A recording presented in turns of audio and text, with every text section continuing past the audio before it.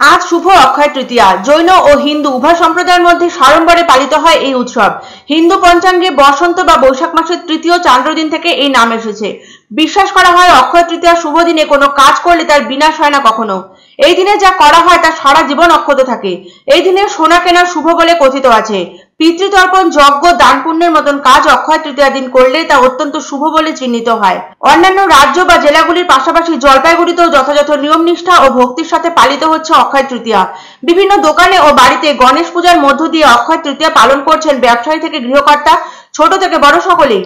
ধন, সমৃদ্ধি এবং সুখের আশীর্বাদের জন্য এদিন ভগবান বিষ্ণু এবং দেবী লক্ষ্মীর একসাথে পুজো করা হয়। পৌরাণিক কাহিনী অনুসারে এই পবিত্র দিনে শুরু হয়েছিল ত্রেতা যুগ। এই দিন অনেকেই অভাবী ও দরিদ্রদের মধ্যে খাদ্য ও বস্ত্র বিতরণ করতে দেখা যায়।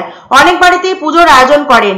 অনেকে দোকানে বা ব্যবসা স্থলে অক্ষয় তৃতীয়া উদযাপনে ব্যস্ত থাকেন।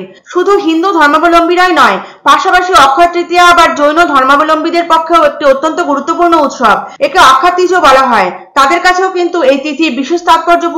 এই শুভ দিনে জন্ম নিয়েছিলেন বিষ্ণুর ষষ্ঠ অবতার পরশুরাম। তাই এই দিনটি পরশুরাম জয়ন্তী হিসাবেও পালিত হয়। কথিত আছে কুবেরের এই দিনই লক্ষ্মী লাভ হয়েছিল, তাই এদিন বৈভব লক্ষ্মীর পুজো করা হয়, যা কখনো ক্ষয়প্রাপ্ত হয় না, তাই হলো অক্ষয়। বৈদিক বিশ্বাস অনুসারে এই পবিত্র তিথিতে কোনো শুভ কার্য সম্পন্ন হলে তা অক্ষয় থাকে অনন্তকাল। হিন্দু মতে অক্ষয় তৃতীয়ার দিন সোনা কেনা অত্যন্ত শুভ। তাই কিছুদিন আগে থেকেই সোনার গয়নার দোকানগুলিতে দেওয়া হয় নানা বিজ্ঞাপন ও আকর্ষণীয় ছাড়।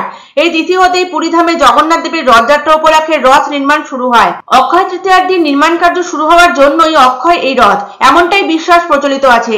হিন্দু পুরাণে ব্যক্ত আছে অক্ষয় তৃতীয়ার পুণ্যতিথিতেই আবির্ভূত হয়েছিলেন দেবী অন্নপূর্ণা। অক্ষয় তৃতীয়াতেই বাল্য সখা সুদামার সঙ্গে দেখা হয়েছিল শ্রীকৃষ্ণের। এক মুঠো চালের বিনিময়ে সুদামার সব দুঃখ কষ্ট মোচন করেন ভগবান শ্রীকৃষ্ণ। এই বছর অক্ষয় তৃতীয়া ইংরেজির 10ই মে শুক্রবার। জলপাইগুড়িতে যথেষ্ট ভক্তি শ্রদ্ধার সাথে পালিত হয় এই পুণ্যতিথি। পুরোহিতের মন্ত্র উচ্চারণের মধ্য দিয়ে চলছে ভগবান বিষ্ণু ও লক্ষ্মীর আরাধনা। কেউ বাড়িতে, কেউ ব্যবসা প্রতিষ্ঠানে ভক্তিভাবের আবেশে অক্ষয় তৃতীয়া পালন করছে হিন্দুর পাশাপাশি জৈন সম্প্রদায়ও। বিতরিত হচ্ছে মিষ্টি, খাদ্য ও বস্ত্র। কোনো পুণ্য কাজ করে তা অক্ষয় রাখতে চাইছেন সকলেই। জলপাইগুড়ি শহরের অনেক দোকানগুলিকে সাজানো হয়েছে ফুলের মালা দিয়ে।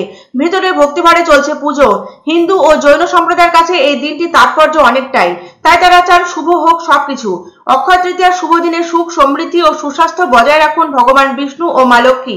জলপাইগুড়িবাসীও কিন্তু তার ব্যতিক্রম নয়। 12 মাসে 13 পার্বণ পালনের মতো আজ অক্ষয় তৃতীয়াও তারা পালন করছেন ভক্তি ভরে, ভালো থাকার আশায়, অক্ষত থাকার আশায়। অক্ষয় তৃতীয়ার এই বিশেষ দিনটিতে ভগবান বিষ্ণু, দেবী লক্ষ্মী ও গণেশ পূজার মধ্য দিয়ে ভক্তি ভরে পালন করে তাকে সর্বাঙ্গীনভাবে সুন্দর করে তুলেছে জলপাইগুড়ি শহরও।